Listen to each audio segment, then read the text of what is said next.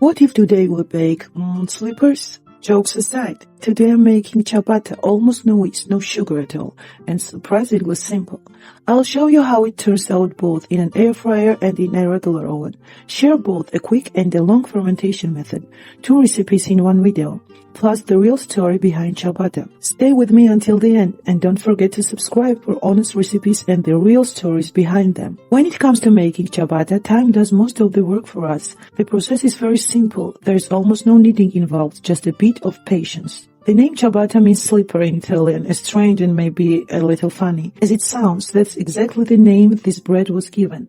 It's believed to come from its slightly flat and a somewhat fluffy shape. Ciabatta is actually a relatively modern Italian bread, without centuries of history behind it.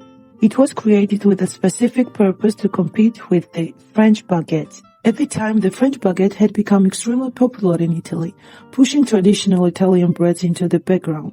For proud Italian bakers, this became a challenge, and ciabatta was their answer. Ciabatta was created in 1982 by Italian baker Arnaldo Cavallari, and the keyword here is not just recipe but a product. I emphasize this because similar high hydration doughs existed in Italy even before ciabatta. What Cavallari did was bring together several elements and effectively standardize and brand the product. He defined the typical characteristic of this bread: a high hydration dough, an open crumb with irregular chaotic holes, a flat slightly spread shape like a slipper, and often long, cold fermentation. He also gave it a name that is easy to remember and maybe even a little amusing. There is no single official recipe for a ciabatta. What matters is how the bread looks and feels structurally. How you achieve that result depends on its baker.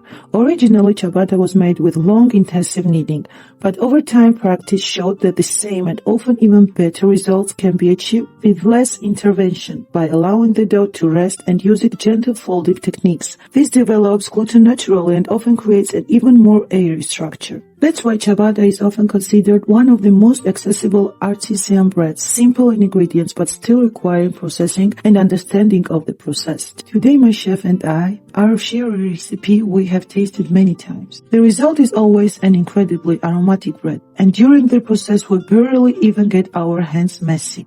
A chef who has matured with time and reached a very respectable stage in his life has never eaten a slipper, as I remember, but I think this is one he would gladly try. Still being more of an intellectual and athlete, and a researcher, discipline and self-control always win our temptation. So thanks to him for that. Now let's begin. First I stir flour in stages, mixed it and leave it for 5 minutes. After that I add salt, remaining flour and oil. I mix until there are no dry flour particles left. At this stage the dough is uneven and quite loose, and that's completely normal. Leave it to rest for 14 minutes. After that, I fold the dough for all 4 sides using wet hands and let it rest again for about 30-40 minutes. Then I repeat the fold and rest again. After the second fold, you can already see the structure starting to develop, bubbles begin to appear. For the third fold, I do something slightly different. I lift the dough from the center with both hands, then fold the loose part underneath. I repeat the same from the other side. At this point, the dough could already go into the fridge, but I can see it needs a bit more strength,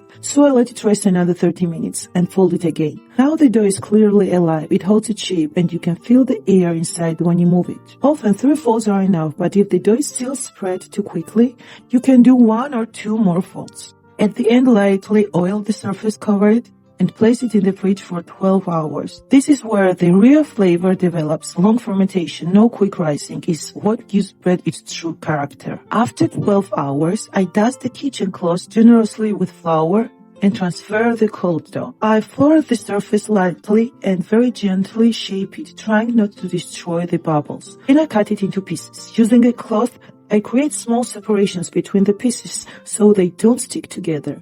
I cover them and leave them at room temperature for about 1 hour, allowing dough to warm up and the yeast to wake up again. Then I carefully transfer them to a baking tray.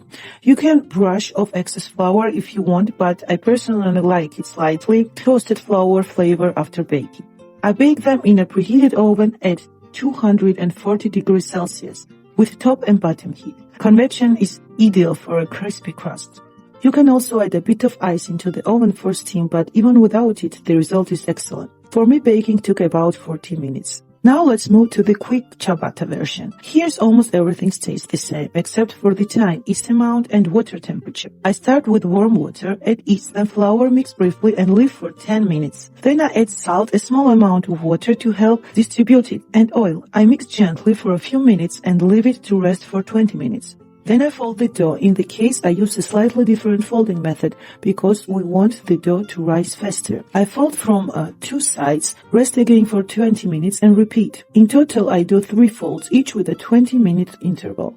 The structure develops visibly. You can actually see the change. This process is so satisfying that we often find ourselves waiting impatiently just to touch the dough again. After the final fold, I let it rise about 2 hours in a warm room. Then I repeat the same shaping process as before. I cut shapes gently and let it rest for 20-30 minutes. This time I bake part in the oven and part in the air fryer. In the air fryer, I bake at 200 degrees Celsius for about 30 minutes, then finish with 10 minutes at 150 degrees Celsius to ensure it's fully baked inside. I let the bread cool slightly so it's easier to cut.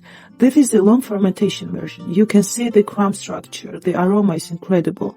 This is the quick version from the air fryer. The structure is amazing, maybe even better. And this is the quick oven version. Also incredibly delicious. All of these are almost yeast-free, sugar-free breads that anyone can make at home, even without special equipment.